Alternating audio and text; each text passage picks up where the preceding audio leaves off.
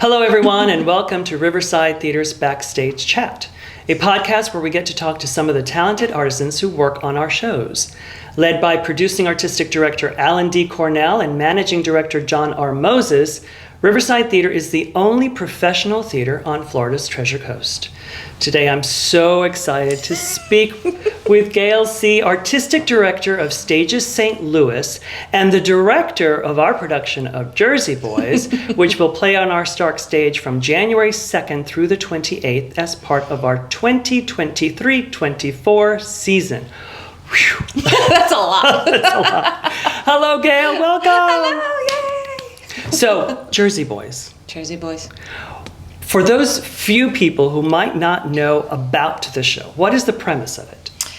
It is the story of Frankie Valli and the Four Seasons, how they came together, how the music came to be, how their sound was created.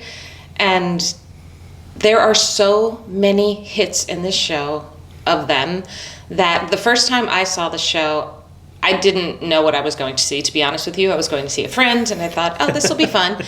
And as the show kept progressing, I was like, oh, I know this song. Oh, I remember this song. Oh, this was a song from a commercial when I was a kid, or whatever. And I think it is the penultimate jukebox musical because it tells their story with their music instead of trying to take their songs and stick it into a created story. Mm-hmm. Which I think sometimes can get really tricky. You see the progression of what they were doing when they got together, when the next person came into the band, when the next person, and they don't shy away from the ups and downs of just humanity and real people and the good, the bad, and the ugly. You see it all. So it's not like a musical theater-y, shiny version of these people either. You really get to see who they are. So it's full of their iconic songs, yes. But it's not a concert because it talks about exactly the lovely triumphs, but the challenges and the trials that the triumphs maybe possibly brought along. Exactly. So, for instance, they don't have a character named Sherry who comes on, so then they create a song called Sherry Baby. It's not about that. It's not written that way. They really are talking about how complicated it is to try to find their sound and find what they're doing. And then Bob Gaudio, who is the last member to join the group, comes in and says, hey, I wrote this song, listen to it. Mm-hmm. And then how they brought it to their producer, and he decided, he has the ears, baby. He decided it was a hit and this would be their first single. And then you get to see them do it on American Bandstand or in concert and things like that. But rather than it being a character named Sherry who walks by and somebody suddenly they're going, oh, Sherry, baby. Right. When you talked about the sound, the sound was sort of unique. Absolutely. It sort of put them on the map. It sort of made them stand out from the early 60s from all the other boy and girl groups. 100%. And I think that's what catapulted them. And that sound of Frankie, because nobody sounded like that then. Not really. Not in popular music outside of the black culture. So a lot of people back then, kind of the way that with $1 Million Quartet, they thought Elvis, he was singing the soul music. They thought that he was a black person. Right. And how did they cross over into that music? Well, they did it as well because their sound was so unique to them that it was crossing over to everybody. Now, do you think that it was endemic, where you talked about the Motown sound, do you think their sound was endemic to where they came from the streets of Jersey? A little, yes. Yes, I also think that, Tommy DeVito, he did start the band. This was his idea, for all of his ups and downs that you will learn about and all of his, challenges to personality conflicts he has with people and his ego tended to get in the way of a lot of things. He still was smart enough to hear Frankie, recognize Frankie, and they were just doing what all the other duos and trios did at the time until Frankie came in. So he heard that sound And he knew that that was going to be the guy that was going to take them somewhere else, because that hadn't really existed yet in their world. It would catapult them. Absolutely, and it sure did. They had, if I am correct in remembering, they had, within a 5-year span, 25 top 10 hits, which was unheard of. It's crazy. And then later 60s, when that sort of sound sort of faded, they sort of faded. But then there was a great resurgence in the 70s. I remember as a child in elementary school, we had what we now would call a Vogue show, where, you know, second graders going out voguing to My Eyes Adored You. Yes. So it's like, wow, there was a great resurgence with their sound, maybe disco-y or... Yeah, all of it. And it kind of happened with Bob, when Bob decided, because Nick Massey and Tommy DeVito left the group, so there were other people coming in, and when Bob decided, you know what, it's time for me to... I just want to write. I don't want to be in the group anymore. I think it's your time, Frankie. It's time for you to step forward and be Frankie Valli and the Four Seasons, and let me write you what you've always wanted to do, and let's progress with the times. And that's when I'm... oh my gosh, the song just went on my head. Can't take my eyes off of you. Takes my eyes off of you. And that big band sound, all those horns and all those things that really hadn't been done yet. And that sort of started the trend. And then, of course, when I was a kid, Bob Gaudio wrote Short Shorts, and that was in a Nair commercial. Yes. So that was the first time I was like, oh, this is the Nair song when I heard it. That's right. That's right. I remember that. Now you grew up in Jersey. Jersey girl, born and bred. Were they local celebrities, or just, you know, just another group that everyone adored? Oh no, they were definitely local celebrities. I think that it's really interesting being from Jersey, and our choreographers from Jersey, and our musical directors from Jersey.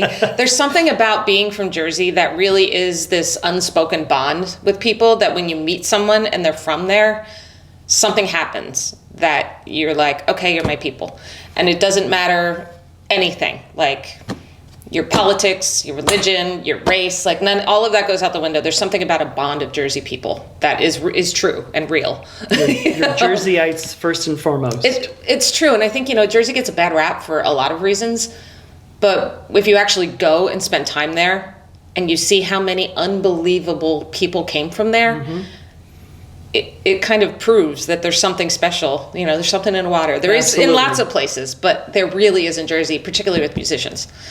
So, you know, they're definitely known to be little local celebrities. Like, I used to get my hair done in Belleville. Okay. You know, I live really close to there, and, you know, you'd see pictures. My favorite pizza place on the planet is in South Orange, New Jersey, and it's called Reservoir. They still don't even take they don't take credit cards there. It's still cash only business. Amazing. And there's lots of pictures of Frankie on the wall, and some of the other, you know, folks from Jersey Boys were from the Four Seasons. So yeah, it's definitely still alive. Well, Jersey Boys has been, for the longest time, one of the most requested songs from our patrons. Oh, yeah. Why do you think it's so popular? It can't be just because it's the music. I think it is. I also think this particular show, the way it was originally constructed, it's kind of challenging to find a way to make the show flow outside of what that is. Like the Four Seasons, this show is so unique. It's almost as if the entire show is choreographed from top to bottom. The scenes are like this long, and then there's a song. And the scenes are this long, and then there's a song. And the way that it moves up to this point, no show had ever done anything like that. You know, it never flowed as seamlessly as this one does. The scenes sort of set up the songs. Now it's the songs that are sort of setting up the scenes. Kind of, yeah. It's just because it is their journey. It flies by, and I think because the music is so popular, people know they're going to have a good time. They're going to walk out dancing out the aisles, you know, up the aisles at the end. They're going to sing along. They're going to know they can clap, you know. And there's also a great story. And seeing these famous people go through everyday dramas just like everybody else has.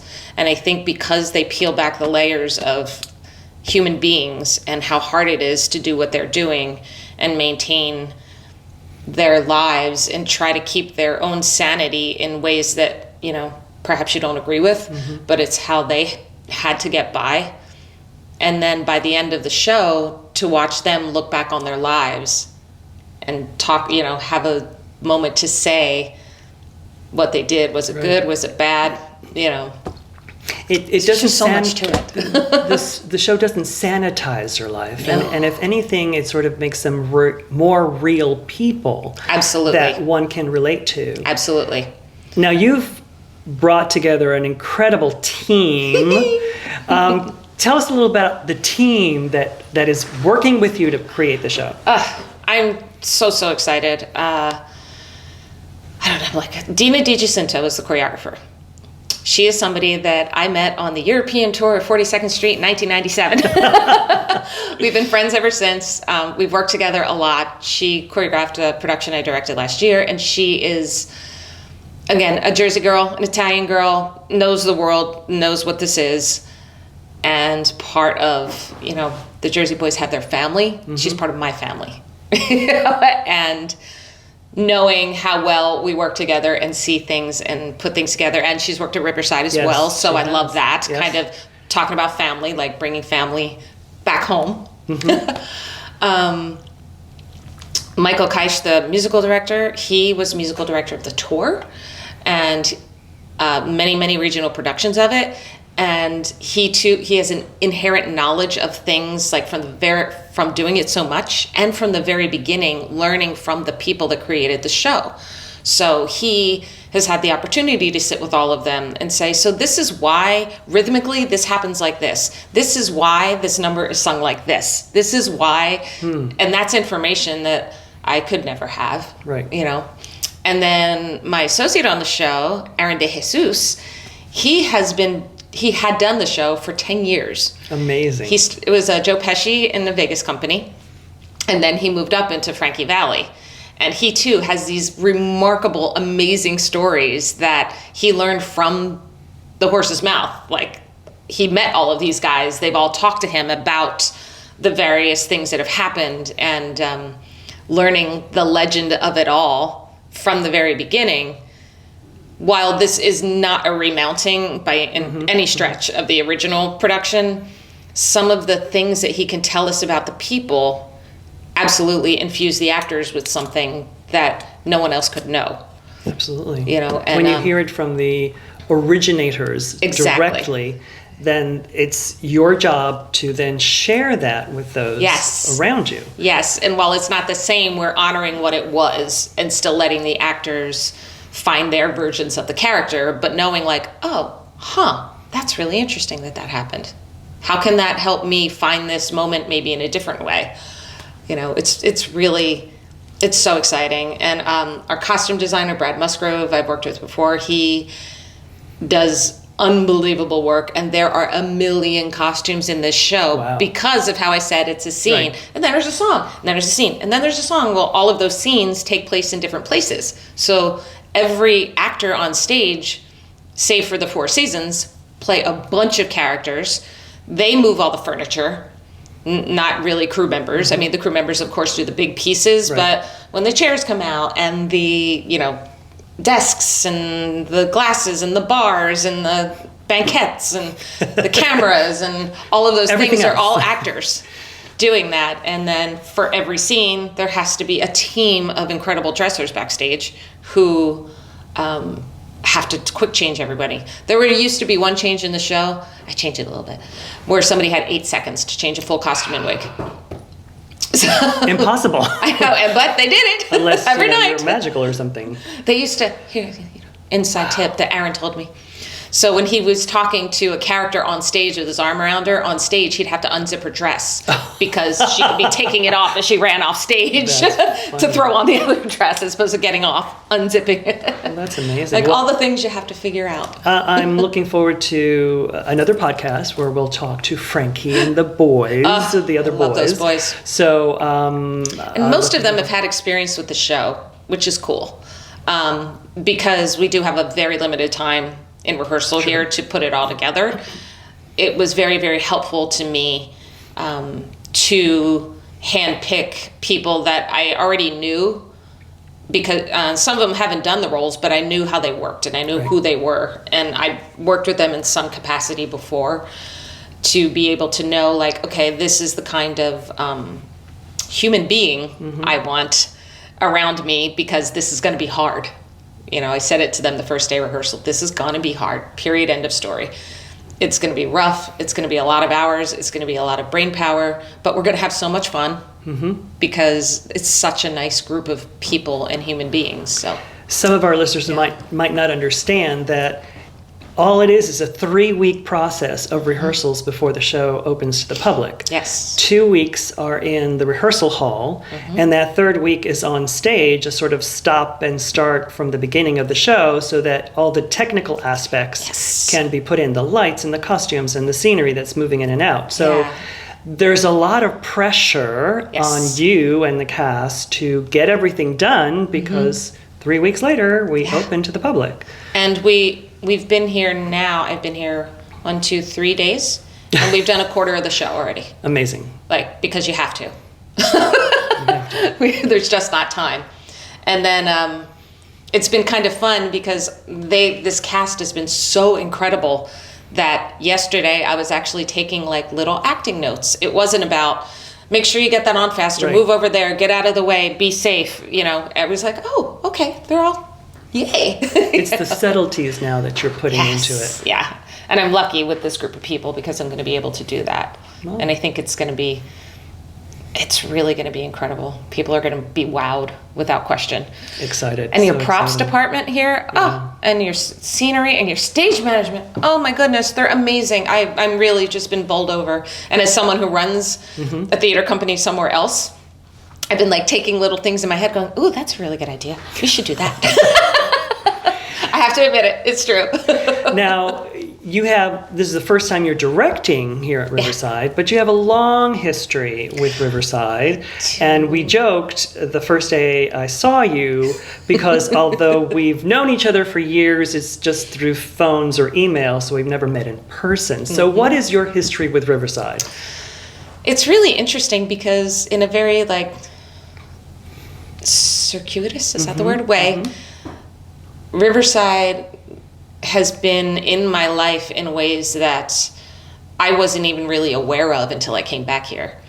When I was young, I was an actor, and I had auditioned for a production of A Chorus Line. I was telling you this, that my husband and I actually auditioned for the same production here. We both got it, and we both turned it down at the time because we weren't ready to get our equity cards. But beyond that, at that audition, if you are all familiar with a chorus line, there's a moment where they say, what do you do if you can't dance anymore? It's the crux of the play. I'm not giving anything away. We all kind of laughed because that's a line in the show. And it was a casting director. It was a female casting director. I believe it was Laura Richin. I could be wrong, but I think that was her name. Said, no, we actually want to know, what are you going to do? And she went down the line and started asking people. So she's like, what are you going to do? What are you going to do? Luckily, I was down here. And so you had time to think. I did. By the time it got to her, I said, I think I'd like to do what you're doing. And it never even occurred to me before. So the next day, I got home, and I called my friend Scott Wojcik. And he was working for a guy named Charles Rosen at the time. And I said, like, what do you do? Can I help you one day? Like, what is that? I'm curious. And that literally started my whole life in casting. And then I was still performing and casting on the side. It became like my survival job with different casting offices. I mean, I definitely learned everything I knew from Scott Wojcik and Charles, but Scott primarily. And I was finally in a Broadway show when I was performing, yet I was still going to this casting office every day between shows. Like on my one day off a week, I would still spend all day there because I loved it. I absolutely loved it. And it fed me the same way that performing did. And I felt like I got to this place as a performer where I was extremely fortunate. And I thought, I think I'm good. You've I achieved can your move dream. on. Yeah. And you know, it's always there. It's not like I don't want to, but I could go do it again. Right. So that started me working with Rosen and Wojcik Casting. and Rosen and Wojcik Casting were the casting directors for Riverside. And I remember the first audition I worked with Alan Cornell, and sitting next to him, and I made him laugh about something, and I just felt my heart go, oh, he's one of my people. Like, there was something about it that just really felt right. Like, I'm in the right place. This is where I'm supposed to be. And then I worked with Scott. It was Rosen and Wojcik Casting, and then it became Wojcik Seay Casting, and after Charles retired, and then we cast the shows for Riverside for many, many years. And then COVID happened, mm-hmm. and I had a life switch. It was very unexpected. I had the theater that I am the artistic director for now. Stages St. Louis. Stages St. Louis. The founding executive producer and the founding artistic director, Jack Lane and Michael Hamilton, respectively. I had been casting for them. I had done shows for them years ago. I went out to visit, and they said, hey, we'd like to throw your hat in the ring for artistic director because Michael's going to retire. And at the time, I was like, huh? I own a business in New York, and what? I don't even know what you do, really. I was very, very surprised, and my husband and I talked it over a lot, and I thought, oh, okay, well, I was in Cats on Broadway, and I always joke about all the lives I've had in theater. Right. And I was like, well, if I'm going to have another life in theater, I should probably start it now because time is short, as we've all learned every day. So I went through the process, and I got the job, and then I moved to St. Louis almost 2 years ago, and it was such a bizarre change. And then to be out there and have Alan call and say, hey, you've worked on Jersey Boys. Would you like to come out and direct this? I was like, what? Yeah. Yes. This actually falls right in our Christmas break, the rehearsal process of this. So Perfect. First thing I did was run into the executive producer's office at the time and say, can I even do this? Is this possible? Is this something I don't know. I've never done this job before, so can I leave it for 3 weeks? I don't know how this works. He was like, absolutely. Well, once you made Alan laugh that first time, you know that you were one of his people. So he will definitely do whatever he can to make sure that his people are in front of projects that he has full confidence that you can lead. And I was so honored, honestly. I mean, I did work on the show. Michael Hamilton was the director when I did do it at Stages, and I was his associate. So, getting this opportunity to, kind of revision that production was unbelievable. But it's kind of fun when you work on something artistic that you sit there and go, oh, what would have been fun if it was like that? And to be able to actually do that, Well, as it's really a casting cool. director and now as the artistic director, you must have learned little tips or things from other directors in the casting process that might have helped you or will continue to help you in, I was just say casting. I mean, you have that down pat, but little snippets or things that people wouldn't necessarily think of with regards to putting on a show. Yes. And a lot of it, I think, having these sides of it is seeing the whole of how a company is going to fit together and blend together. Important. Instead of it being like, well, that person's really great for the role. I'm not sure they're going to mesh with that person, but that person's really great for the role too. So let's just put them together and see what happens. Knowing... It's important. You're It's creating so important. a little family that has to work very hard together for a short period of time. So you want to make sure that any tensions are not part of the process because you don't have time for it. And this show in particular, it is family. It's no joke about the family.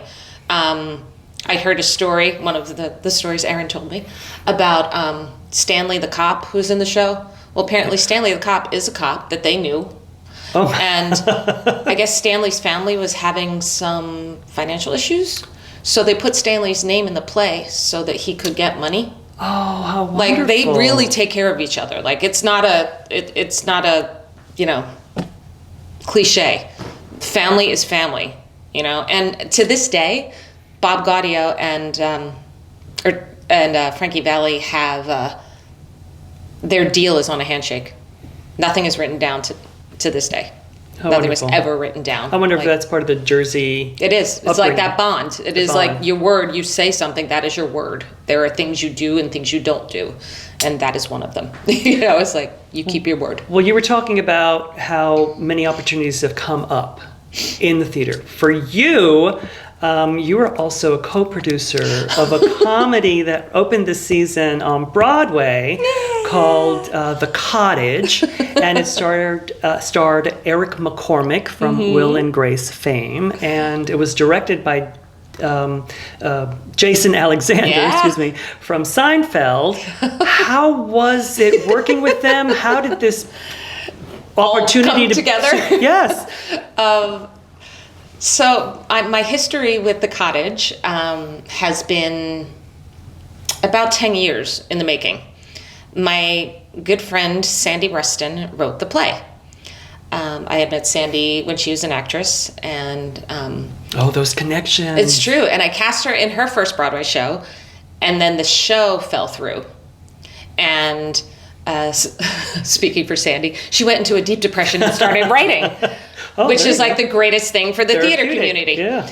Because the things she wrote really started a whole different life for her. And she's amazing. And she's one of the funniest writers I've ever known. And so she wrote this funny play, and I read it, and she was like, "Want to read my show?" And I was like, "Sure." And I was like, "This is really good. No, Sandy, this is good." And before it was licensed, before it was a real thing, I started sending it to regional theaters around the country and said, "You should do this play. It's 6 people and 1 set. So it's inexpensive, and it's really funny. It's like a Noel Coward type play, but with the women as kind of the centerpieces rather than the men." The men. Mm-hmm. And I want to say 6 different theaters did it. And it just was amazing what was starting to happen. And Sandy was working on a different show and gave the script to one of the people working on that show. This woman now runs Broadway and Beyond theatricals.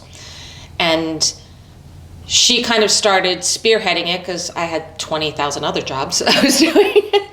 And I'd always said, "Sandy, if this ever happens, you have to call me because I need to be a part of the show in some capacity." And there was a reading at MCC, which was great, that Jason directed, and then COVID hit, and then everything went away. Mm-hmm. Mm-hmm. And then all of a sudden, I get a phone call from Sandy when I'm driving down the road in a storm in St. Louis. She's like, "I have some news for you. We got a theater." And I was like, "What?" And I'm just crying. I had to pull over because I was like, "Oh my God." And then I said, "Please introduce me to the lead producer because I need to know what's happening and I want to be involved in all the ways and any ways." So Jason asked Eric to do it. So that's kind of what propelled it, Fabulous. Because once he was attached, and Jason too, it was a little bit easier to bring some people in. Laura Bell Bundy, who's like a Broadway legend, starting with Legally Blonde, and Hairspray and all those things. And Alex Moffat from Saturday Night Live was hilarious in it, and Lily Cooper and Nahal Joshi and Dana Steingold. Like, the cast was just outstanding. Even the covers were amazing people. And it was fun. It was wild to be a part of it.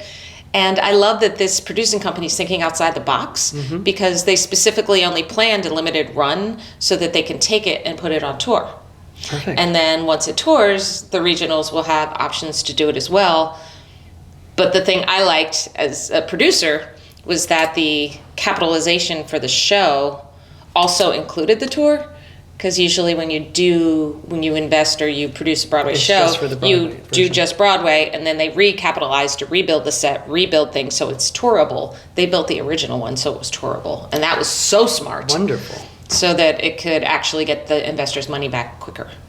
That's great. Anyway, that's a whole other, again, been one of my other lives. So is producing a potential other gig for you? I have to love it. I have to love it. That's the key. I have to love what it is and what it's about, and there has to be a reason for it. which I think any kind of producing is. So it's not something I'm like seeking to go out and continue to do. But if something hits me like that, you know, I will look at anything Sandy writes. As a matter of fact, Riverside's doing a show of Sandy's next year. She wrote Mystic Pizza. Oh, yes. Very excited. Isn't that funny? And she also wrote Clue, which has been out and touring, and we did last year and was our #1 selling show in history. So I will ride the Sandy train. Absolutely. We'll go there together. I said to her and her director, Casey Hushian, who I also adore and is amazing. And I was like, if you guys want to develop something, I'm saying it again, if you want to develop something, well, you let's talked about come together. a project that you have to fall in love with. Yeah. It's obvious just from the 3 days that you've been here that you love Jersey Boys. You love the show. You love the people that you're working with. What can our audiences expect? What would you love for them to feel as they watch the show or as they leave after the show? I think more than anything, joy, because I think it ends in a really joyful place. A little understanding and acceptance of people that maybe are different from you, that you didn't know what they were like. I think there's an expectation. It's sort of like mob movies, you know, where you watch it and you think, oh, these are these horrible people, yet somehow through it you're rooting for Tony Soprano even. Right. You know, you see like, oh, they are human. They make bad choices sometimes. Sometimes they come from bad places, but they think they're good places. They're honestly trying to be good people. You know, so I think just kind of the wanting people to come out maybe changed a little, and also just to have fun, escape, have a drink, have a sparkling water, have a whatever you want, and just enjoy and smile and applaud and laugh. And remember the times where old days. Something might have happened special in their lives. Yes, and we do. We go to American Bandstand, we go to Ed Sullivan, so I think there's all these memories and things for people to go back to and rejoice in as well. Well, that's wonderful. Yeah. We're so glad you're here. Me too. Gayle, thank you so much for taking the time. You're welcome. I know you have a full day and there are a ton of people waiting for your wise direction. Oh, yes. So thank you again for sharing your experiences and the love that you show for theater to our listeners. We're so grateful that and my love for Riverside.